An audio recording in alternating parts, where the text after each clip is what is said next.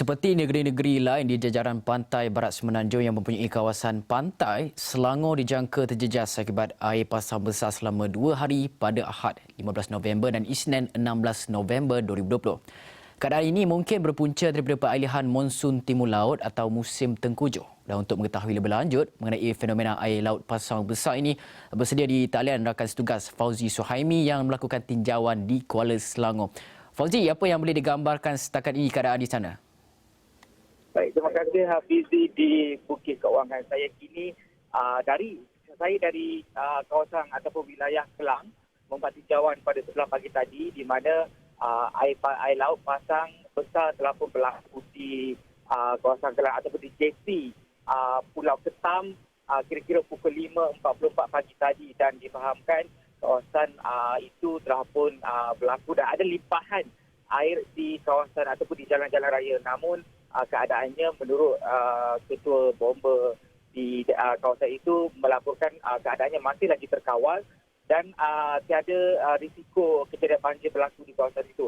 Dan susulan daripada itu kami mendapat maklumat di mana di kawasan Kuala Selangor ada kawasan penempatan telah pun terjejas berikutan air pasang ini, dan ada setengah kawasan ataupun penempatan kampung di Kuala Selangor telah pun digenangi air awal pagi tadi berikutan air pasang tersebut. Dan saya kini menuju ke Kuala Selangor bagi mendapatkan tinjauan ataupun gambaran sebenar situasi yang berlaku di kawasan tersebut.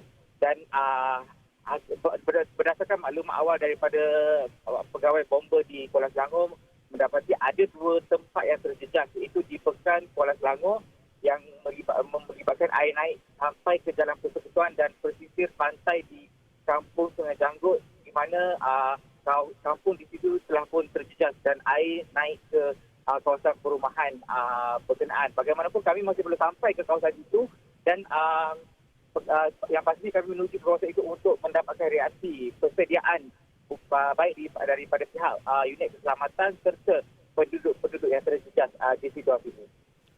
Fauzi, dalam masa yang sama kita nak melihat juga sekiranya ada pusat-pusat pemindahan yang telah pun dibuka di kawasan Kuala Selangor tu, Fauzi? Okey, buat masa ini pusat-pusat pemindahan masih lagi belum beroperasi dan ia berada dalam mood persediaan jika kejadian banjir ataupun air naik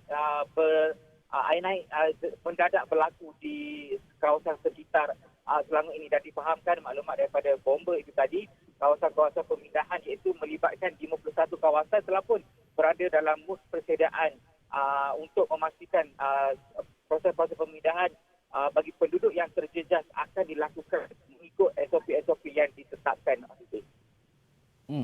Fazli, dalam masa yang sama kita juga nak melihat kepada selepas ini pada sebelah petang, pada sebelah malamnya, esok kita tahu akan berlaku juga air pasang besar. Jadi apa lagi persediaan ataupun arahan-arahan daripada pihak berkuasa bomba dan juga penyelamat kepada orang awam setakat ini untuk memastikan bahawa mereka lebih bersedia untuk menghadapi air pasang besar. Tapi tak salah saya juga pernah melakukan tinjauan yang sama air pasang besar juga ketika musim tengkujuh ini di Kuala Selangor beberapa tahun yang lepas. Mereka menyatakan bahawa keadaan di situ adalah orang kata seperti biasa berlaku kerana air pasang besar adalah kekerapan yang berlaku di kawasan tersebut dan penduduknya lebih bersedia. Tapi mungkin ada arahan-arahan baru daripada pihak bomba dengan COVID-19 melanda, SOP-SOP baru yang perlu diterapkan.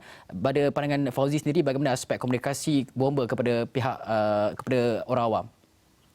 Baik, dari sisi persiapan daripada pihak berbagai agensi termasuk bomba, Jabatan Kebajikan dan Kerajaan Negeri sendiri telah pun berada dalam keadaan bersiap siaga untuk menghadapi sebarang kemungkinan yang berlaku. Namun setakat ini ramalan daripada pihak berkuasa ataupun pihak bomba itu sendiri, kejadian banjir mungkin tidak akan berlaku susulan setakat ini tidak berlaku kejadian hujan lebat ataupun pergerakan angin monsun di kawasan-kawasan tumpuan ataupun kawasan-kawasan berisiko, khususnya di pesisir pantai di seluruh negeri Selangor ini. Dan selain itu, pusat-pusat pemindahan memang berada dalam keadaan bersiaga. Namun nasihat yang diberikan pihak bomba dan unit keselamatan di negeri ini sentiasa mengingatkan kepada penduduk agar menghadkan pergerakan ataupun mengawal pergerakan ataupun melakukan aktiviti-aktiviti di kawasan yang berisiko, khususnya di kawasan pesisir pantai di negeri ini, di tali-tali air ataupun sungai, kerana difahamkan kejadian ini mungkin walaupun diramalkan berlaku pada 11 pagi. Awal pagi sepertinya pada hari ini pukul 5.44 pagi dan esok dijangka akan berlaku pada pukul 6.25 pagi. Namun ia boleh berlaku pada bila-bila masa sahaja jika cuaca yang diramalkan tidak menentu pada ketika ini. Namun itu yang digambarkan apa yang dinasihatkan adalah supaya aktiviti di kawasan berisiko seperti di pantai ataupun sungai ataupun aktiviti seperti perkemahan dan sebagainya perlu dikawal untuk buat masa ini. Okey, baik. Terima kasih Fauzi Suhaimi, rakan setugas yang berada di Kuala Selangor untuk melakukan tinjauan air pasang besar di sana. Dan kita akan bawakan perkembangan lanjut di Buletin Awani seterusnya dan juga astroawani.com oleh Fauzi